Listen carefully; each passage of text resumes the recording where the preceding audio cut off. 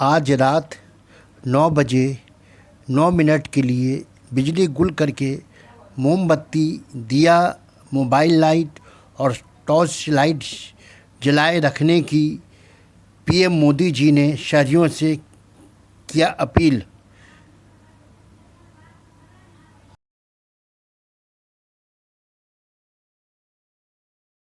पूरी दुनिया इस वक्त कोरोना वायरस की वबा से निपटने के लिए डॉक्टरों का ताउन ले रही है और नए नए टेक्निक का इस्तेमाल भी कर रहे हैं।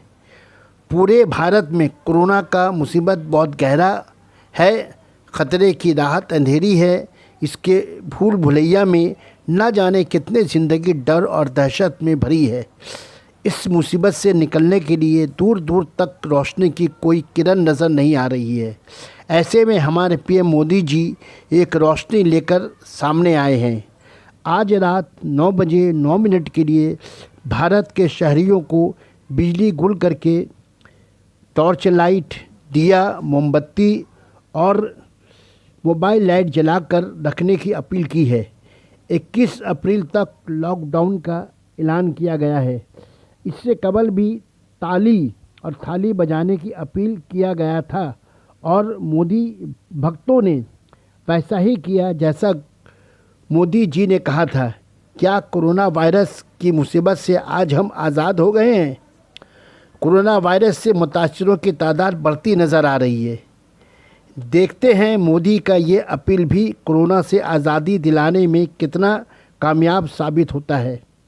चिराग और मोमबत्ती ख़रीदने में कितने लाख रुपए खर्च होंगे ये पता नहीं, पर अगर यही पैसे कोरोना से मुतासिर मरीज़ों की राहत के लिए इस्तेमाल की जाती तो आज कोरोना से मुल्क आज़ाद हो जाता।